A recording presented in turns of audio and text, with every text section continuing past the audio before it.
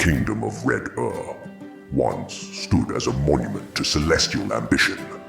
Vast citadels carved from obsidian cliffs, blood-red skies lit by a moon that hovered obediently over their capital like a decorative lava lamp. Their scholars called it the Radiant Accord, a breakthrough in lunar anchoring rites and energy regeneration. Historians, with considerably more honesty, remember it as a warning for what happens when you allow celestial bodies to use your kingdom like a Walmart parking lot. I arrived at my bonfire with the distinct feeling I was about to witness architectural consequences. The Necronomicon had informed me, rudely with its 4 beady little eyes, I might add, that I was to retrieve something known as the Eclipse Fragment. I could tell it felt smug because the eyes were half-lighted and engorged with golden light. The same expression a suburban Karen adopts under a full moon when surveying her neighborhood as if it were the Serengeti. Anyway, it offered no details about the Eclipse Fragment, of course. The book has developed a habit of issuing quests the way a bored deity issues plagues. Still, I rose from the fire, brushing ash from my robe, and stepped into the crimson horizon. Now Red ancient engineers believed their moon would hit them later. The same way our own astronomers keep insisting Andromeda colliding with the Milky Way is a future generation's nightmare, as though cosmic catastrophes politely respect calendar scheduling. But as you can see, the whole landscape looked like its builders were canvassing while escaping the Titanic. Scholars insist this is the result of lunar harmonics. Realistically, it just looks like the moon had a nervous breakdown. Very serious cosmic horror, dark fantasy stuff. Yes. Anyway, the citizens of Red maintained their confidence right up until the moment the moon's gravitational enthusiasm relocated them into mist.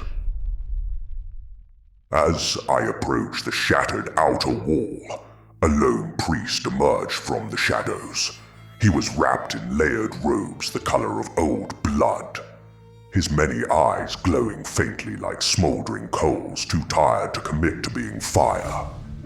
He raised a trembling hand. Seeker, he rasped. Have you come to restore the liminal throne? No, I said. I've come to retrieve a page someone taped to your son ritual manual. Also, your throne is a crater. The priest blinked all 12 of his eyes. A silence followed, the kind mortals crave in sacred moments, but which usually indicates no one knows what they're doing. Finally, he gestured toward the city gates. You may claim the Eclipse Fragment, only if you answer the question that undid our dominion. He inhaled, reverent and dramatic. What sustains the dying moon? He intoned, with the gravity of someone who believed he was about to change my life. Residual tether binding from your anchor right, I said. The priest deflated. Correct. He hesitated, then brightened, dangerously. Would you like to hear the alternative version of the riddle? He asked. The one we used for public festivals. No, I said, already walking past him. He followed anyway, robes swishing like disappointed curtains. It's a good one. Very traditional. The question is, why doesn't the moon ever starve? I stopped. Please, don't. Because... He lifted one of his 12 hands in triumphant suspense. It's full every month. Silence. Not sacred silence. Just the kind born from the death of hope. I stared. Your entire kingdom was erased by lunar impact. Yes. He said, crestfallen. We think this riddle may have contributed. He handed me a small object, an obsidian token etched with a spiraling glyph, and shuffled backward as though retreating from his own embarrassment. I ventured onward, descending into the catacombs of Red These tunnels were constructed during the kingdom's so-called Golden Age, which scholars describe as a period of great prosperity and technological triumph. In truth, it was a period during which no one bothered to look up. Massive statues flanked the path, their faces frozen in expressions of intellectual enthusiasm I have come to associate with civilization's moments before disaster. The Necronomicon buzzed against my hip like an irritated wasp, its 4 eyes narrowing into 3, which is its preferred configuration whenever it feels mischievous. It believes this is subtle. It is wrong. However, this was also its way of telling me that I am close to the objective, or about to be aggressively disappointed. At the end of a long corridor, a robed figure sat upon a raised dais. He lifted his head as I approached. The flaming halo behind him roared dramatically, casting his silhouette across the ruins in a way I'm sure he believed was intimidating. You stand before the regent of the last eclipse, he proclaimed. Answer truthfully. Do you seek salvation, illumination, or annihilation? None of the above, I replied. I'm here because your kingdom struggles with labeling things. The regent's fiery crown flickered in what I can only describe as spiritual offense. Very well, he said. To awaken the eclipse fragment, you must reunite the 3 lights, the lunar spark, the ember of dusk, and the glow of your own cosmic disdain.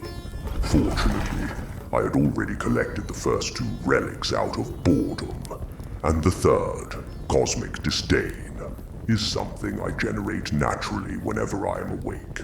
The artifacts resonated, humming with the reluctant enthusiasm of magic cord sleeping on the job. Apparently, the architects of Red discovered that ice and fire magic, when used simultaneously, opens a portal to a pocket dimension. A design choice, I assume. Because when the vault split apart, the eclipse fragment didn't just appear. It unveiled itself with the smug inevitability of a secret that had been waiting for me to embarrass myself first. Also, apparently calling the eclipse fragment a fragment was optimistic. It was actually a floating monolith the size of a malnourished continent. By the way, you're not going to believe what I discovered. I approached the monolith, sighed, and used eldritch geometry to grind the lunar artifact down into something manageable. A sigil unfolded in my mind. Not a spell, but a recipe for mooncakes. The eclipse fragment contained an ancient lunar confection formula. The Necronomicon had dragged me through Red catastrophic architecture for forbidden cosmic truths because it wanted mooncakes. We had gone to a mooncake festival last spring. It never forgot, apparently. I handed the unlocked recipe to the Necronomicon. The book rumbled with smug satisfaction. I exited. Back at the bonfire, under the dimming ember sky, I retook the lunar-infused page from the Necronomicon to read it. What I found filled me with joy. This was an authentic recipe, rivaling perhaps the Jade Emperor's chef himself, and I'd have to put it to use as a dinner snack tonight.